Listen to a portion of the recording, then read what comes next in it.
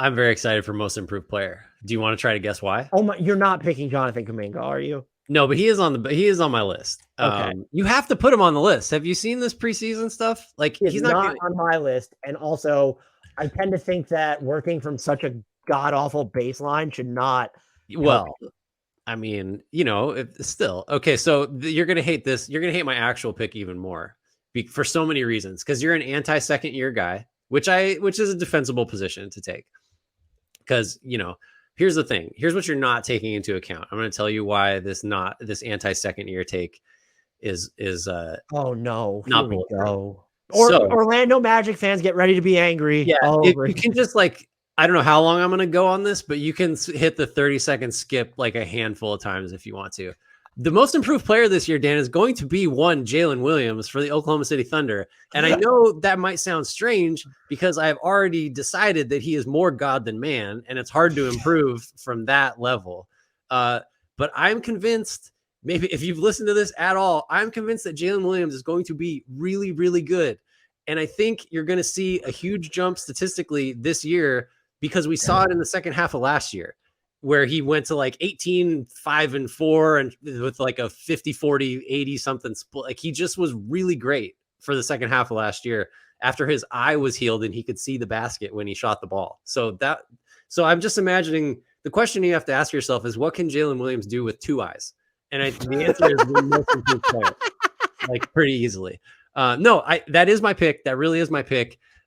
Because there's so many, like there's more than any other award. This is just like, I don't know, pick a bunch of second year guys, pick a bunch of third year guys. There's just like, there's so many guys I think will just get better.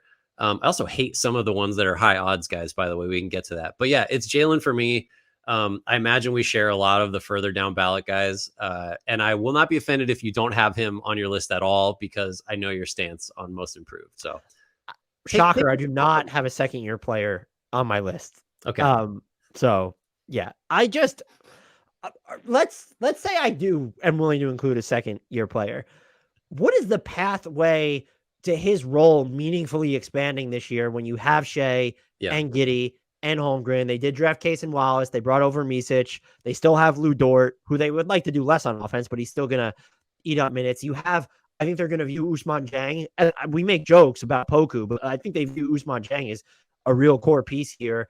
I think he might have to learn how to sort of not reinvent, but play a little bit differently this year rather than just looking at all this extra usage. The case is, you're not wrong. Like Chet is suddenly there and you've got to feed Chet, and SGA is high usage and all. And Giddey probably needs to have the ball a lot to just be the best use of Giddey is not like as a spot up threat. Like that's pretty clear. Williams, the way I describe him a lot is kind of dumbfounded is like, what's he bad at? I just asked, like, what is he not good at already? And it's like kind of hard to come up with anything. So I think if the idea is, well, he's going to have to sort of get in where he fits in and find ways to contribute. If that's as a secondary playmaker, because Micic, like, can't hold up defensively and isn't going to be a good enough shot creator, like maybe he's on the ball a little more as a true secondary creator. I think defensively, he has the frame and the ability to be really good. I think he's going to be a super efficient offensive player. I just think he's going to be able, I don't know, like, I think he walks on water. So like, I think he's going to figure out how to win most improved, I guess is my take. So, sorry if that's not going to include enough stats for you. It's hard to be there, but sometimes you got to follow your heart. It's hard to make a truly rational case, but what would you, so if he finishes his second year averaging like say 19 on, well above league average true shooting, and is, not an all defense level guy, but is a plus defender that can guard, 2 through 4, certainly, maybe 1 through 4. I mean, that's improvement. That's pretty darn good for a second year guy. But I take the point of like, well, he should get better. So you've picked the right player in the sense that I'd be more open to than most second year players, Paolo Banchero winning the award because he's working from such a high baseline. Right. And it's the same for Jalen Williams. And I think it was the thing with De'Aaron Fox, who I actually picked, I believe, to win most improved when he was a sophomore. And that was when I kind of changed my stance where is that really fair? I'm not saying I'm right or wrong. I'm trying to be a little bit consistent. So I will not pick a second year player. That's where I'm at.